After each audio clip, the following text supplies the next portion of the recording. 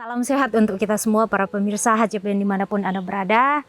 Selamat tahun baru kepada kita semua. Semoga penyertaan dan kasih dan kemurahan Tuhan masih tetap menjadi bagian kita. Tuhan tetap mempercayakan kesehatan bagi kita untuk dapat melaksanakan tugas dan tanggung jawab yang Tuhan mau kehendaki kita lakukan di dalam sepanjang kehidupan kita menantikan kedatangan Tuhan yang kedua kali. Kita akan masuk di dalam pekabaran firman Tuhan dalam buku Bugar Selamanya yang diinspirasikan oleh para penulis yang menunjukkan jalan menuju kesehatan yang menyeluruh melalui prinsip yang ada di Eden. Perubahan pola hidup yang akan menambah umur dalam hidup Anda dan menambah semangat tahun-tahun Anda. Kekuatan harian untuk merangkul kebugaran fisik, mental, dan spiritual. Motivasi, inspirasi, dan dorongan kepada kita untuk menjaga kesehatan jasmani, fisik, mental, dan kerohanian kita. Kisah kemenangan dan wawasan menarik tentang manusia dan penciptanya. Dalam buku Bugar Selamanya ini diinspirasikan oleh para profesor yang dipakai Tuhan untuk dapat mengedukasi kita, para pemirsa yang ada di rumah, bahkan kita yang membaca, bahkan merenungkan pekabaran firman Tuhan melalui pekabaran kesehatan di saat hari ini. Kita masuk dalam topik dengan judul Tidur Seperti Tidurnya Orang Benar. Kita dengarkan ayat inti kita di saat ini terdapat dalam Matius 8 ayat 23 dan 24. Firman Tuhan mengatakan, lalu Yesus naik ke dalam perahu dan murid-muridnya pun mengikutinya. Sekoyong-koyongnya mengamuklah angin ribut di danau itu sehingga perahu itu ditimbus gelombang, tetapi Yesus tidur. Kita dengarkan keterangannya. Apakah Anda merasa semakin banyak hal yang dituntut dari Anda setiap hari? Bahwa tuntutan pekerjaan, keluarga, sekolah anak-anak Anda. Belum lagi meningkatnya birokrasi dalam hal bisnis maupun pemerintahan yang terlalu berlebihan. Kadang-kadang hal ini mengingatkan saya pada cerita tentang Yesus yang sedang tertidur di perahu di tengah badai. Biasanya ketika kami, para pengkhotbah, menceritakan kisah ini, kami pergi ke bagian di mana Yesus memerintahkan angin dan ombak untuk diam. Tetapi sepertinya bagi saya ada pelajaran yang lebih besar lagi dalam fakta kesederhanaan bahwa dia tertidur lelap di dalam perahu yang akan tenggelam karena kemasukan air disertai angin, menderu-deru dan hujan yang menerpa di sekelilingnya.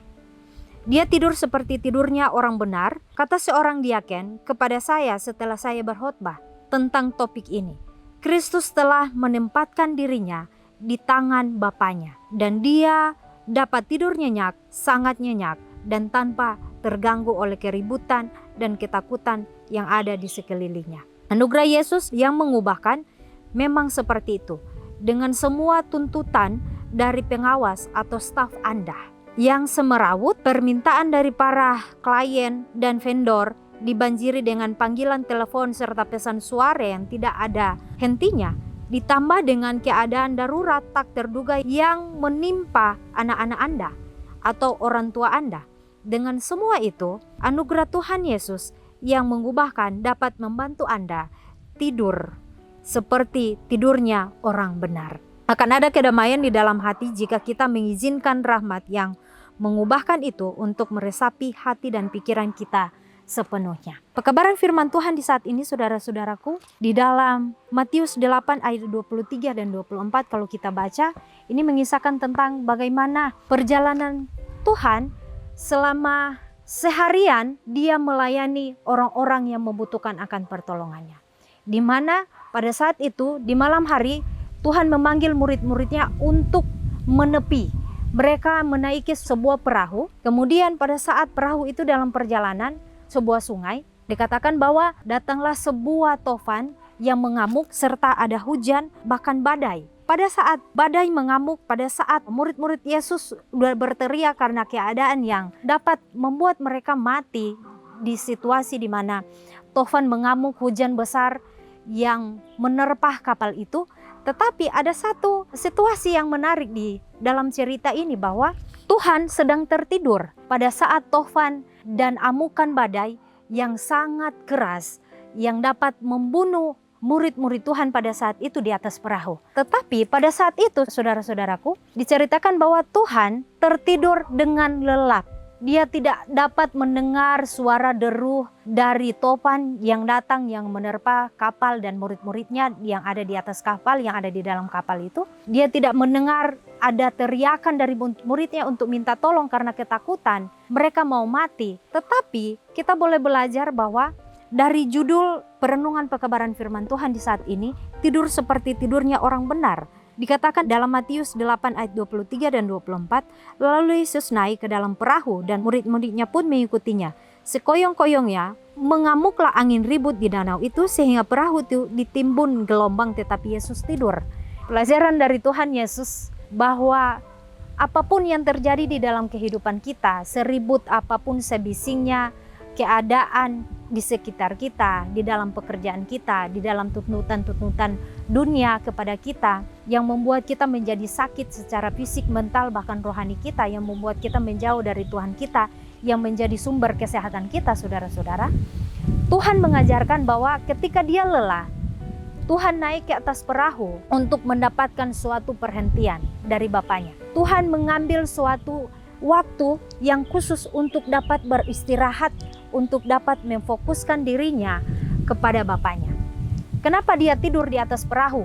Sedangkan pada saat itu gelombang, angin, dan hujan, bahkan ditambah dengan teriakan suara dari murid-muridnya minta tolong, dia tidak bangun. Karena apa? Tuhan tahu bahwa di tengah-tengah kebisingan kehidupan kita, dikatakan di dalam firman Tuhan bahwa apakah Anda merasa semakin banyak hal yang dituntut dari Anda setiap hari? Bahwa tuntutan pekerjaan keluarga, sekolah anak-anak Anda, belum lagi meningkatnya birokrasi dalam hal bisnis maupun pemerintahan yang terlalu berlebihan. Jadi dalam situasi ini tidak terlepas juga dari cerita tentang Tuhan Yesus tidur di atas perahu ketika dia mengalami sebuah kelelahan di dalam pelayanannya. Ada situasi di mana Tuhan mengambil waktu untuk dapat beristirahat bersama murid-muridnya. Dia tidak terganggu dengan situasi bisingnya ombak yang keras, bisingnya angin yang keras, kemudian hujan yang keras, apalagi ditambah dengan suara-suara bisingnya murid-muridnya yang minta tolong. Dia tidak terpengaruh dengan itu. Oleh karena apa? Dia tahu bahwa dia sementara mengambil kesempatan untuk dapat bersaat teduh dengan Bapaknya di dalam tidurnya. Kita boleh belajar kepada Tuhan walaupun di tengah-tengah kesibukan kita, walaupun di tengah-tengah bisingnya kehidupan ya. Di sini dikatakan tuntutan-tuntutan hidup di dalam keluarga, di dalam pekerjaan kita, bahkan di dalam kehidupan bermasyarakat, di dalam kehidupan pemerintahan, dalam kehidupan berbisnis. Sana dikatakan ada birokrasi, ada suatu sistem yang mengikat, yang selalu menuntut. Ada suatu sistem yang mengatur setiap sistem pemerintahan di suatu negara. Dikatakan bahwa sistem birokrasi yang sangat spesifik, yang sangat terstruktur, dikatakan birokrasi bisnis adalah suatu birokrasi yang sangat sistematis, yang sangat terstruktur dan sangat teratur, di mana begitu banyak persyaratan yang harus diberikan pada pekerja-pekerjanya di suatu perusahaan, di tempat di mana orang-orang dapat memimpin suatu perusahaan atau sebuah negara. Di sini dikatakan bahwa dari pelajaran Tuhan, walaupun bising, sangat ribut, tetapi Tuhan di tengah-tengah kebisingan itu, Tuhan tetap fokus dan Tuhan tetap tenang. Ini pembelajaran bagi kita saudara-saudaraku, walaupun kita disibukkan dengan suatu pekerjaan duniawi, tetapi begitu banyak tuntutan di dalam kehidupan keluarga kita, tuntutan-tuntutan pribadi-pribadi, lepas pribadi kita di dalam keluarga, di tempat kerja, dimanapun kita berada, di mana Tuhan percayakan kita untuk melayani. Tapi jangan lupa bahwa pelajaran yang Tuhan berikan bahwa walaupun di dalam kesibukan kita, jangan lupa kita harus mengambil waktu khusus kita untuk kita di mana bisa berkomunikasi dengan Bapa kita. Kita bisa membangun hubungan yang tenang dan damai dengan Tuhan kita melalui apa? Melalui kita meditasi, melalui kita berdoa di dalam kebisingan-kebisingan dunia ini yang membuat kita menjadi sakit mental, sakit pikiran, jasmani maupun rohani yang dapat menjauhkan kita dari Tuhan kita sebagai sumber kesehatan dari segala penyakit yang kita alami di atas dunia ini. Kita lanjut dikatakan bahwa anugerah Yesus yang mengubahkan memang seperti itu. Dengan semua tuntutan dari pengawas atau staf Anda yang semerawut, permintaan dari para klien dan vendor dibanjiri dengan panggilan telepon serta pesan suara yang tidak ada hentinya, ditambah dengan keadaan darurat tak terduga yang menimpa anak-anak Anda atau orang tua Anda. Dengan semua itu, anugerah Tuhan Yesus yang mengubahkan dapat membantu Anda tidur seperti tidurnya orang benar. Akan ada kedamaian di dalam hati jika kita mengizinkan rahmat yang mengubahkan itu untuk meresapi hati dan pikiran kita sepenuhnya.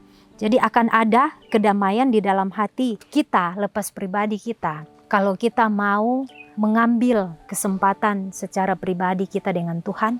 Mari kita bersaat teduh di mana kita boleh merenungkan akan kebenaran Tuhan, bercakap-cakap dengan Tuhan melalui doa-doa kita setiap hari di dalam kebisingan kita, di dalam kesibukan kita, di dalam tuntutan-tuntutan hidup yang membuat kita menjadi penat, yang membuat kita menjadi lelah secara fisik, mental, bahkan kerohanian kita. Sehingga firman Tuhan juga dikatakan di sini, sejujurnya saya pikir Tuhan mungkin akan memberitahu kita bahwa multi tugas adalah sebuah alat dari iblis. Sang pencipta tidak menciptakan manusia supaya dapat didorong hingga pada ambang batasnya, yang menguras habis seluruh energinya supaya majikan dapat meningkatkan produktivitas. Kita mengalami pandemi penyakit degeneratif di Amerika yang adalah akibat langsung dari upaya untuk meraup terlalu banyak dari kehidupan tanpa investasi yang memberikan hasil balik pada kehidupan. Semua orang ingin memenangkan lotre. Setiap orang ingin mendapatkan lebih dari yang mereka bayar. Segera Tuhan akan datang kembali untuk memberitahukan kepada kita, cukup sudah. Kita semua bisa hidup dalam janji datangnya kerajaan damai setiap hari, tanpa peduli akan badai di sekitar kita, tanpa peduli tuntutan-tuntutan berlebihan dari para bos, perusahaan, dan industri. Semoga damai sejahtera dan rahmat Tuhan Yesus Kristus menyertai Anda hari ini dan setiap hari.